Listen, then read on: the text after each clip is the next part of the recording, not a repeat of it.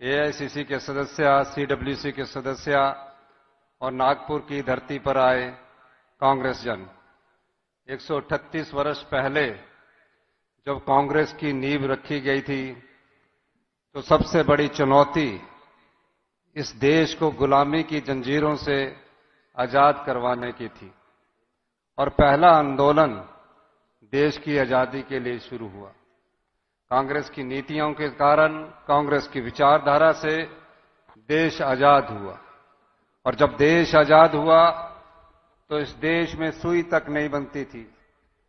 Congress party के पहले प्रधानमंत्री ने, पंडित जवाहरलाल नेहरू ने नीतियां बनाई और उन नीतियों के सहारे इस देश में लोकतंत्र की स्थापना हुई और जिस देश में सुई तक नहीं बनती थी उसमें सुई से लेकर हवाई जहाज का सफर कांग्रेस पार्टी की नीतियां, कांग्रेस पार्टी की विचारधारा, कांग्रेस पार्टी के कार्यक्रमों द्वारा स्थापित की गई।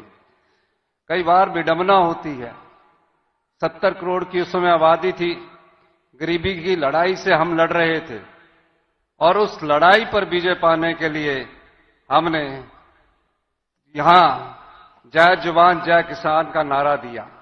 जब हम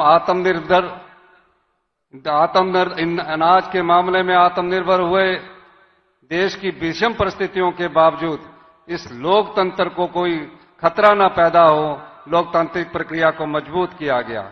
कई बार देखने में आता है कि राष्ट्रभक्ति और देशभक्ति की नई विचारधारा को गढ़ा जा रहा है। कांग्रेस पार्टी ही एक ऐसी पार्टी है जिसकी विचारधारा ने दो प्रधानमंत्री खोए।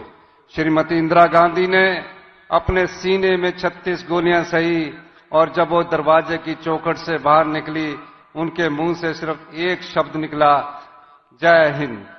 उनके बेटे राजीव गांधी जी देश के प्रधानमंत्री नहीं बनना चाहते थे, पायलट थे, लेकिन कांग्रेस जनों ने जब उनसे मांग की वो देश के प्रधानमंत्री बने। ये पता भी नहीं था कि 5 साल बाद देश के आतंकवाद का वो निशाना बनेंगे, कभी कल्पना भी नहीं की थी। और जब उन्हें बम से उड़ा दिया गया तो उनकी टांग कहां गिरी, बाजू कहां गिरा।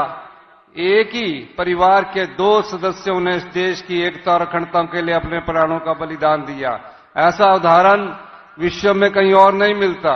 अगर कांग्रेस पार्टी के इतिहास को परखा जाए तो कांग्रेस पार्टी का इतिहास बलिदानों से भरा पड़ा है, त्याग से भरा पड़ा है। भारतीय जनता पार्टी का एक भी नेता बता दीजिए जिसने इस देश की एकता और अखंडता के लिए अपने प्राणों का बलिदान दिया गया।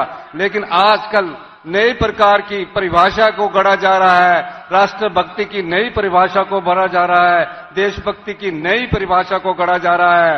ये वो कांग्रेस पार्टी है। चुनाव होते रहते हैं, लोकतंत्र में पार्टियां जीतती रहती है, लेकिन कांग्रेस की विचारधारा कभी खत्म नहीं हुई। कश्मीर से कन्याकुमारी तक आज भी ये विचारधारा जिंदा है और इस नागपुर के 138वें स्थापना दिवस पर आज कांग्रेस जन को ये कहना है कि जो झूठ के सहारे राजनीति करते हैं, जो झूठी परिभाषा को गढ़ने की कोशिश करते हैं, उस परिभाषा का जवाब सच्चाई से देना है। झूठ बार बार सच्चाई से टकराता है, अंत में जीत